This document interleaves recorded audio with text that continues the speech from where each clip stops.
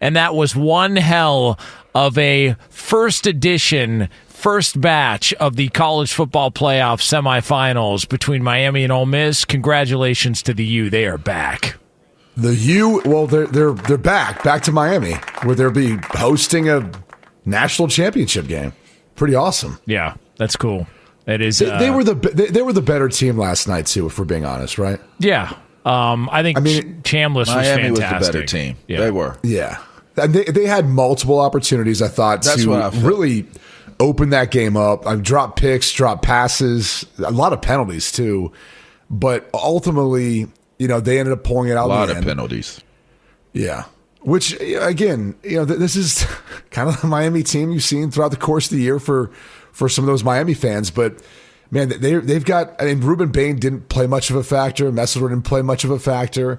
So give credit to Ole Miss's offense, their offensive line, just their style of play. You kind of knew that was going to be the case. I do want to ask you guys this.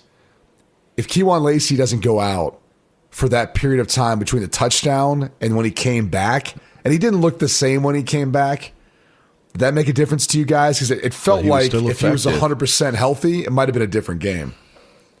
He was effective. To me, it felt like Ole Miss couldn't, like Miami was dictating terms offensively.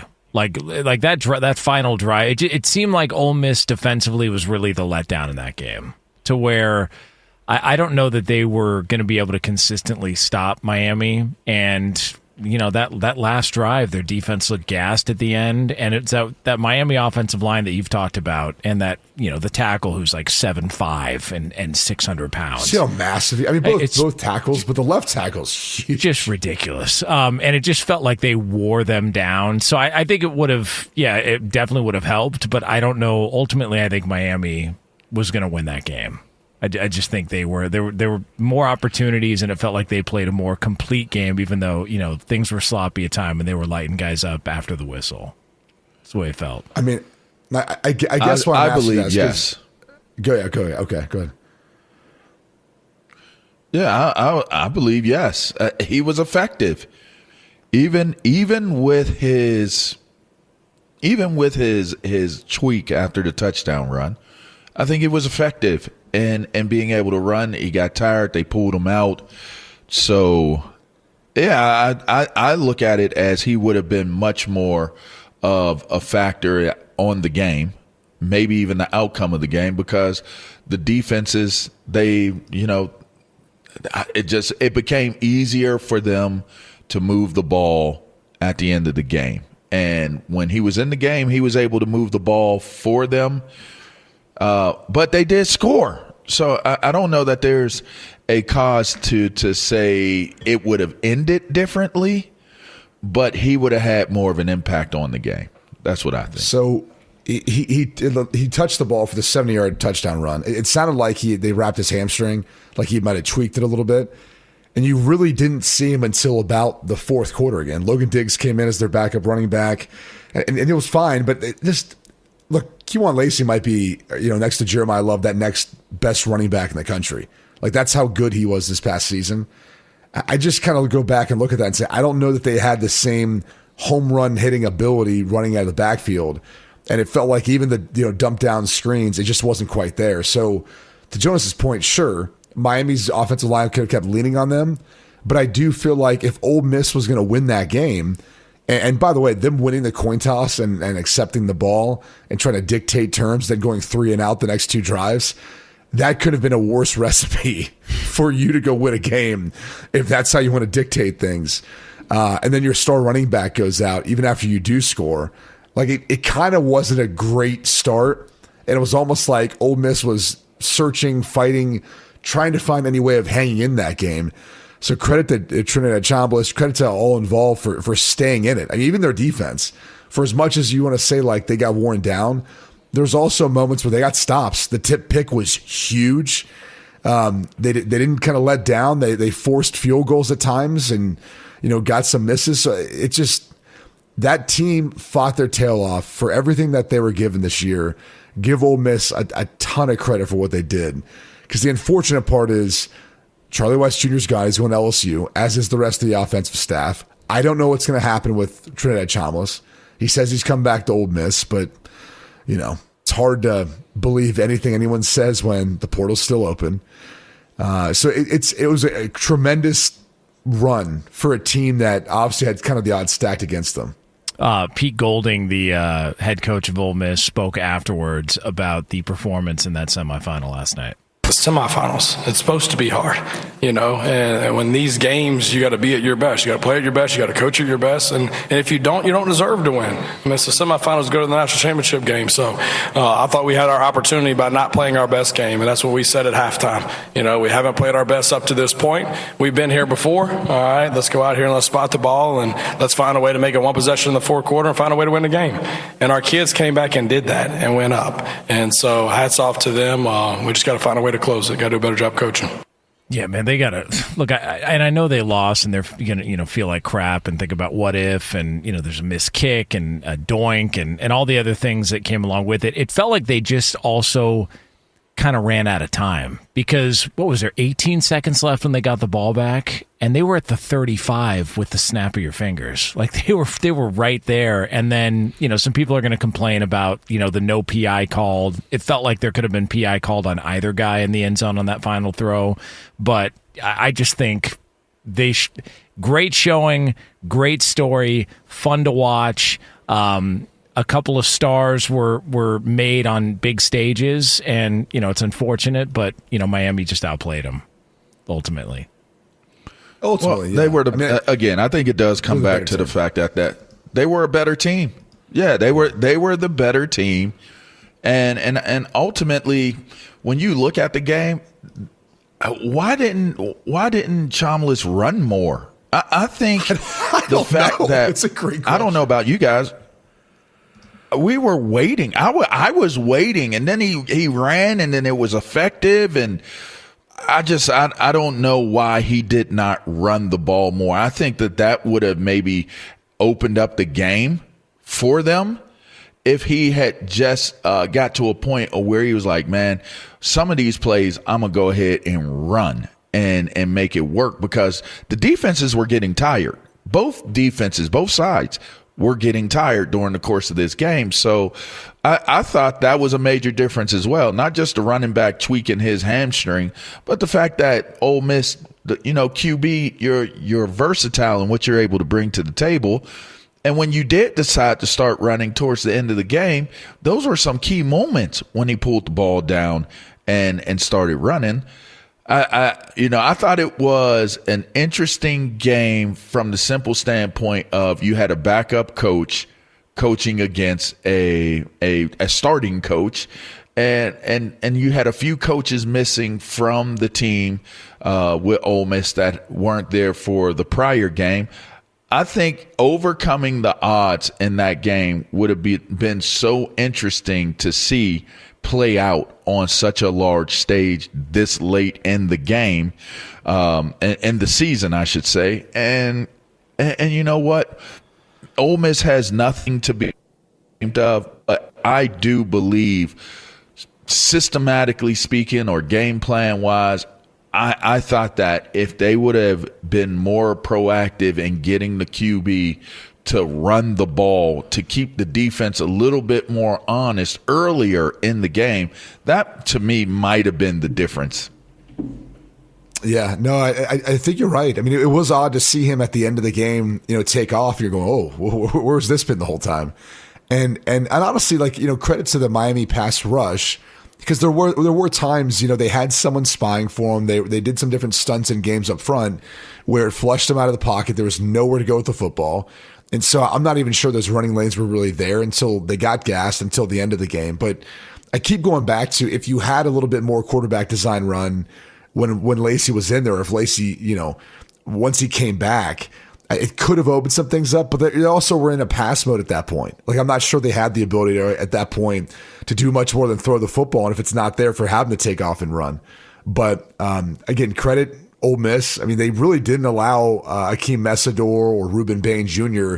to impact the game. Messidor had a number of tackles, but Bain very rarely was talked about, very rarely showed up. I mean, if you're a Miami fan, these are two guys you kind of have hung your hat on. And this is also the head scratcher where you see games like the quarterfinal game, you're going, okay, these guys are dominating, or even the first round game, dominating. And then they get to Ole Miss and they're nowhere to be found. Now, their impacts obviously felt in some of the scheme. I mean, obviously, Ole Miss wanted to get the ball to the perimeter fast. They wanted to get the ball out of Trinidad Chama's hands fast. But at the same time, there's also, moments where you're like, all right, this is that moment. Like, this is where they close out the game. And neither had a sack. Really, neither had much of an impact. So I think if you're a Miami fan, you were able to win, and you were able to ultimately find a way of slowing down an offense that's one of the better in college football. And granted, again, the Kejuan Lacy time that he was out, there's no doubt hurt. I mean, the dude was averaging almost 10 yards a carry, and really even just being effective as being a receiver in the passing game. But Miami didn't play their best game either, and they still found a way to win in the end. So, look, you got Miami at home hosting a national championship game, which is wild, crazy. We talked about it yesterday. The fact that they have a chance to win the national championship before winning an ACC championship is kind of hilarious, but it's awesome. But also, just looking at, I think, where college football's at. The third straight year, there's not an SEC team involved in the national championship game. And you're going to have a Big Ten team. It's either going to be Big Ten or ACC, but either way, there's been a changing of guards. NIL, the transfer portal, has created so much parity in this game where you've got Ole Miss, with the greatest season they've ever had in school history. You've got the U who's now back. I mean, they were a contender last year. Now they're legitimately contending for a national championship. And for a lot of the other schools out there in the SEC, a lot more competition. Whatever you're doing before in recruiting, and I think we all know what was going on that was under the table, it's all above table now. Hey. And you're seeing the impacts of that. Hey, you got to be careful, man. Listen, you never know who's listening. You got to be careful with that stuff, especially with Miami. I call it how I see it. Especially with really Miami, you got to be careful about it. Yeah, you got to be careful about that stuff. By the way, did you see Mario Cristobal on the stage afterwards?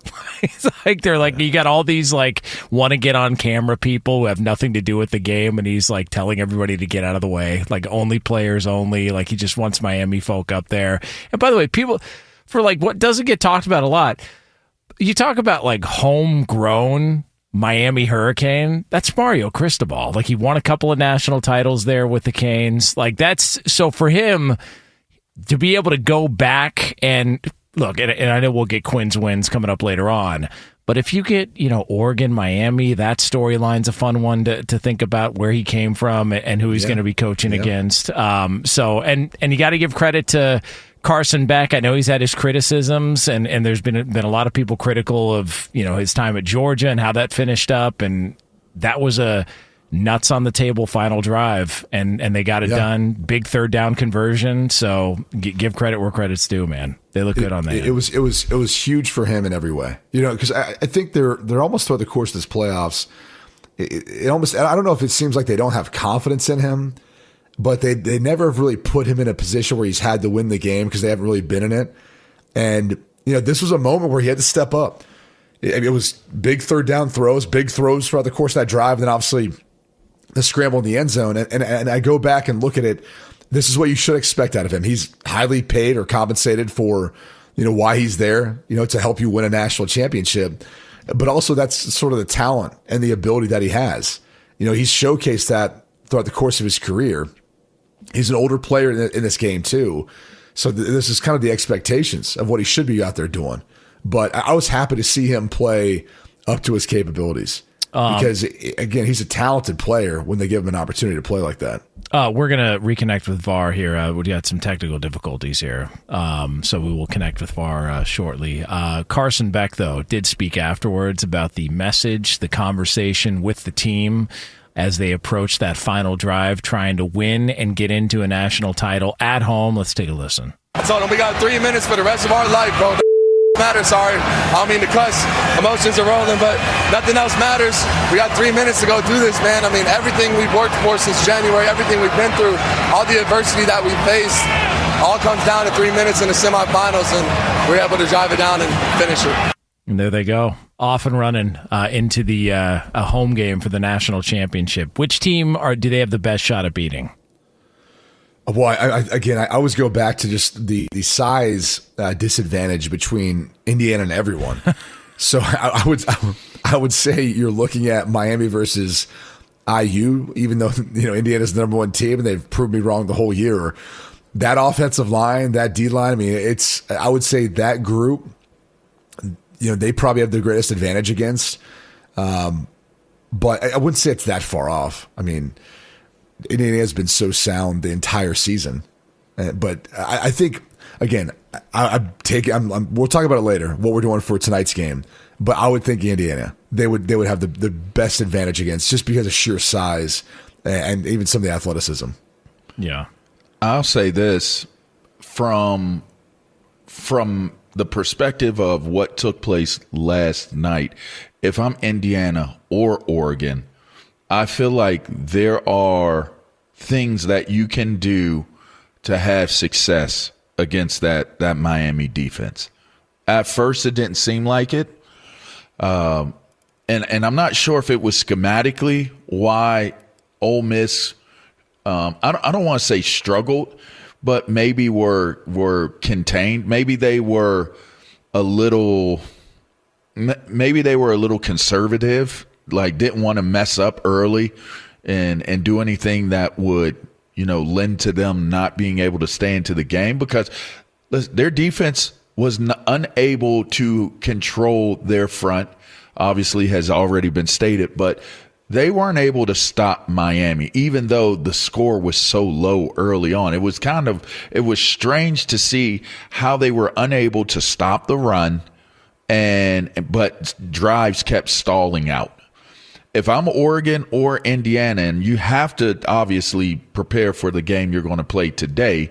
But if I'm the coaching staff and I'm the ones that are making sure that the preparation for next week's game, obviously contingent upon if you win today, I think there's a lot of things you can do to that Miami defense. And the biggest thing for their offense is that if you cannot control the offensive front of Miami, they are going to force that run, and everything is going to derive from what they're able to do and have success with running the ball. And if you don't have an ungodly, just a crazy, participation from 10, Tony, I don't know. I don't know where Miami.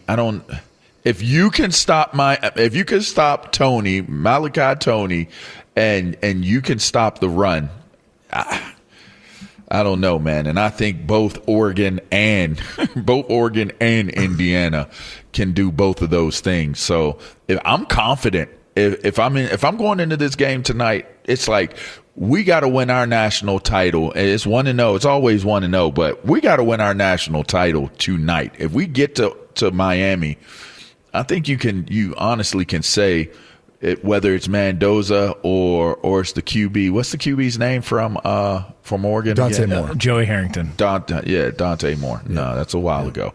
I definitely would feel confident if I'm both of these teams. Well, that may be the case. I thought Keelan Marion stepped up in a big way. Number 0? Was that 0? Malachi Tony. Yeah, number 0. Yeah, 0. He's a really good player. Out there. Yeah. Yeah. And then look, they've got players. I mean, CJ Daniels is a really good player as well. So I think they have talent. It's just, one of the things is it feels like they kept stubbing their toe with false starts, different penalties that were, again, self-inflicted. If Miami can play a cleaner game, they probably could have won that much more handily, or at least put more pressure on Ole Miss. Part of my issue is more like, let's not forget, this team, they lost to SMU, they lost to Louisville. Like, they've got some bad losses too. Like, this is not a team that didn't have its kind of scars throughout the course of the year, where you go back and watch and go like they, underachieved and a couple of those performances. So their floor as a team, it's lower than you think. And it's one of the reasons why you go look at Indiana. It's like, well, you could say they haven't played as many like tough games, but every single tough game they play, they win. Like they find a way of winning. So I don't know why I always feel like eventually they're going to stub their toe because they haven't this season. But they've got 2 tough opponents left now in Oregon, and then obviously Miami if they can make it past Oregon. I don't know. Something about Oregon, Dante Moore, their speed, their ability. Like Oregon's that team that I said this when the playoffs started.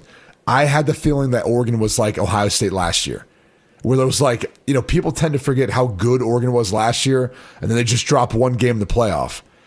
They've been building to this, and I feel like Oregon, looked like that team that, they lost IU early in the season, but it may have been a good reset for them, and now they feel kind of poised maybe to go beat Indiana and win it all. I will say this with the penalties, the helmet to helmet, all that stuff, and then I think it was the very next play there was a late hit. Like it wouldn't be Miami football without a little bit of rough around the edges type stuff. That did feel like. So if for whatever reason it ends, I'm just saying what that means. If for whatever reason, I know exactly what that means. Little bit of an edge, little bite to them. Jeez. Yeah, all right, okay. Yeah. Mm-hmm. You think like if you think that's Indiana, what you call it. Bite. I know you can't spell bite without a B. Like if you think Jeez. Indiana, you think structure, discipline, buttoned up, and then you think Miami. And you think, blow. Like it's just imagine if it is what it is, man. Coach. It is what it is, but his name is Cristobal, like it ain't ball, but it's Cristobal. I heard it was snowing out in the desert after the game. Dang. That's the weather report. It would not with snow cap. Just saying, would not be a surprise. And they big time. They big time. There was clearly a difference, by the way, between the sidelines. The fan bases the way were a the little captains different. looked. It's a little different. Just a little different between Ole Miss and what they brought to the game, and what Miami brought to the game. They both traveled well, though. Yeah, they did. I mean, every time something big happened, and listen, I saw how Ole Miss does things when we played Ole Miss in Atlanta a few years back. They travel well. That is a fine fan base, I'll tell you that. And Miami, obviously, they travel really well. And then this next upcoming game will be a home game for them. And it's going to be pretty crazy, but it's interesting that you would point that out. It did, like just even from the start, like you got Eli Manning and Patrick Willis. Yeah. Right. A very, very traditional looking way of coming out. Yeah. What's Miami? They were a little late. They were a little late. Patrick, all right? Yeah, right. A little late. But then you see Ray and Edge come walking out, and it was just you knew from the start. You knew from the coin flip. These were two different cultures that was coming together. It was fun watch. So great game though. Great fourth quarter, and congrats to the U.